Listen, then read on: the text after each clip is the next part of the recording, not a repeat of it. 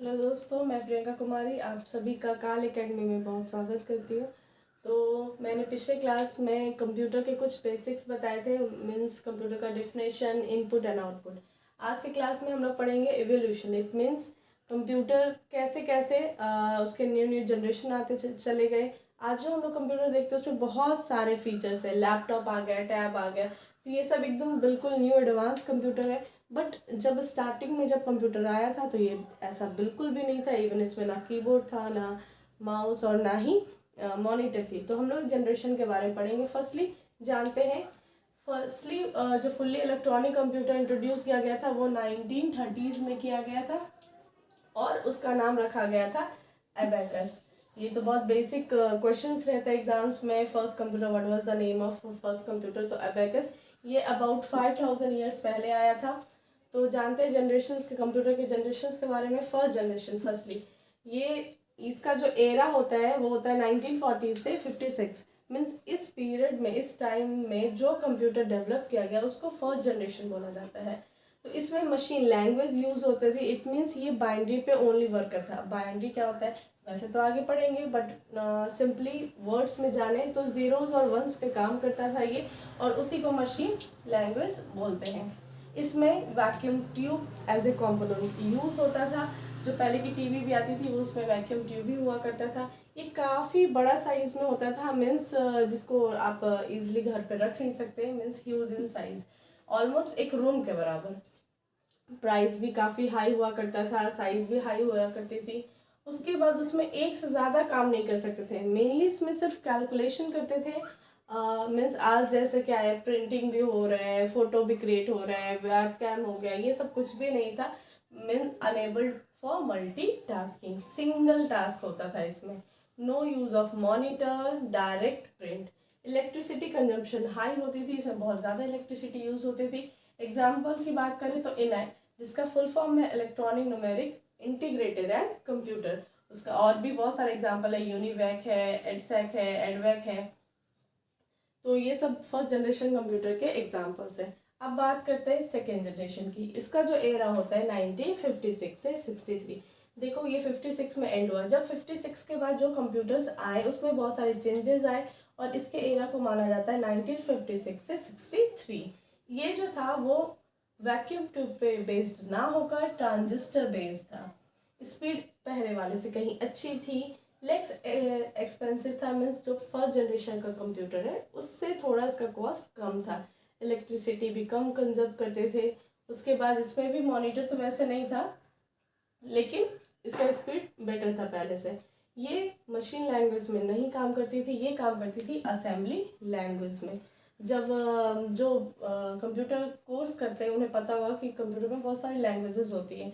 Machine language, assembly language, ये उसी का पार्ट है। तो सिंपल लैंग्वेज में जानो तो ये मशीन लैंग्वेज से ना होकर असेंबली लैंग्वेज में वर्क करता था। हाई लेवल प्रोग्रामिंग लैंग्वेज इसमें थी। और ये उस टाइम का अगर एक एग्जांपल की बात करें तो ये है फॉर्ट्रान और कोबोल। कोबोल क्या, कॉमन बिजनेस ओरिएंटेड लैंग्वेज इसको बोला जाता है। नेक्स्ट बात करते हैं थर्ड जनरेशन की, जिसका एरा माना जाता है 1964 से 71। मीन्स जैसे 63 एंड हुआ, नेक्स्ट जो ईयर आया उस समय जो मॉनिटर्स, जो चेंजेस आए कंप्यूटर में, उसको थर्ड जनरेशन में कैटेगराइज किया गया। तो ये सबसे बड़ा चेंजेस था कंप्यूटर की जनरेशन में, क्योंकि इस समय यूज हुआ कीबोर्ड एंड मॉनिटर्स आया। मॉनिटर्स जस्ट लाइक टीवी हुआ, उसमें आप कुछ देख सकते हैं, कुछ कीबोर्ड के थ्रू इनपुट कर सकते हैं हम वहाँ ईजिली। ट्रांजिस्टर जो था वो काफ़ी साइज में रिड्यूस हो गया, बिल्कुल छोटे सिलिकॉन चिप्स में आ गए। It means we can say IC, integrated circuit. बहुत सारे चिप्स एक छोटे से चिप में इंटीग्रेट किए गए। स्पीड काफ़ी बढ़ गई थी। इसमें हम लोग एक से ज़्यादा काम कर सकते थे, मीन्स मल्टीटास्किंग ये था। Based on memory of computer, ये कंप्यूटर की मेमोरी पे बेस्ड था। एग्जाम्पल्स की बात करें तो PDP-8, इसका जो फुल फॉर्म है program data processor, IBM and ICL 2900 etcetera.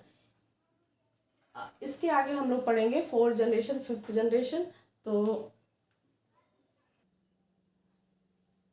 हम बात करते हैं फोर्थ जनरेशन की, जिसका एरा है 1972 से 2010। इस टाइम तक मैक्सिमम डेवलपमेंट हो चुका था। जो हम लोग देखते हैं, आइकॉन्स देखते हैं, देखा और उसको क्लिक किया, वो ओपन हो गया, विंडो ओपन हो गया, आप आराम से पढ़ के उस पर वर्क कर सकते हैं, जिसको हम लोग बोलेंगे GUI। इसमें मैक्सिमम डेवलपमेंट हो चुका था, मैक्सिमम ऑफ ट्रांजिस्टर प्लेस किए गए थे, यानी एक सिंपल एग्जांपल हो मोबाइल का, इतने सारे फंक्शंस एक छोटे से चिप में होता है। सेम ऐसे ही यहाँ पे बहुत सारे ट्रांजिस्टर्स को एक छोटे से सिलिकॉन चिप में इंटीग्रेट किया गया। फर्स्ट माइक्रो प्रोसेसर जो था इंटेल 4004 चिप डिस्कवर्ड जो किया गया था टेड हॉफ के थ्रू, ये यूज़ हुआ था इसमें।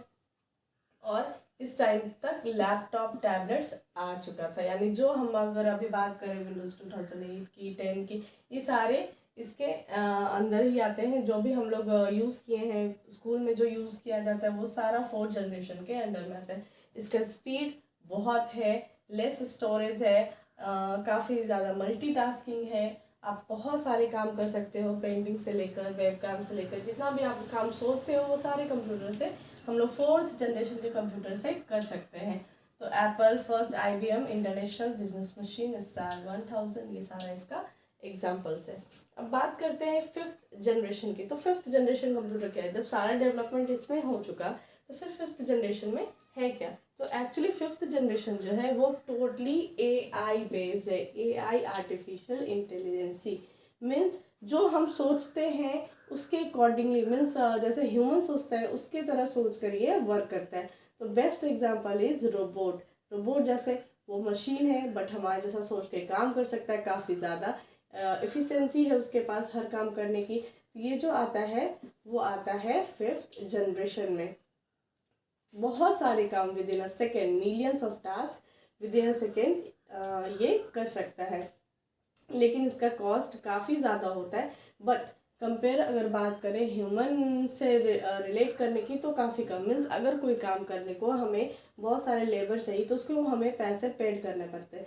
तो वो पैसे से अगर हम लोग इसको कंपेयर करें तो ये क्या होगा, कॉस्ट इफेक्टिव होगा, काफ़ी ज़्यादा फास्ट होगा। ह्यूमन जब काम करता है तो वो थकता है, बट जब मशीन वर्क करता है तो वो थकता नहीं है। विदाउट थके हुए ये काफ़ी देर तक काम कर सकता है। सो ये काफ़ी ज़्यादा इफेक्टिव माना जाता है। फास्टर, कंज्यूम लेसर इलेक्ट्रिसिटी, ये काफ़ी कम इलेक्ट्रिसिटी भी ले जाता है। पोर्टेबल, इसे हम लोग एक जगह से दूसरी जगह इजीली ले जा सकते हैं। ये तो ऑलरेडी 4th जनरेशन में था, तभी हम लोग लैपटॉप को कैरी करते हैं एक जगह से दूसरी जगह तक।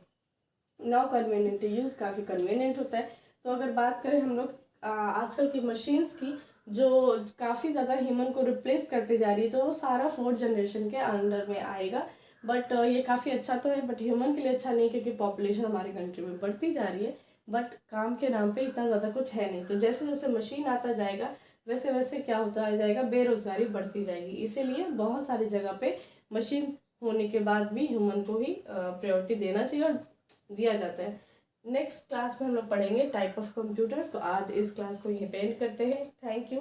हमारे चैनल को सब्सक्राइब करें, अगर इसे ये कंप्यूटर अच्छा लगा हो तो इसे लाइक करें।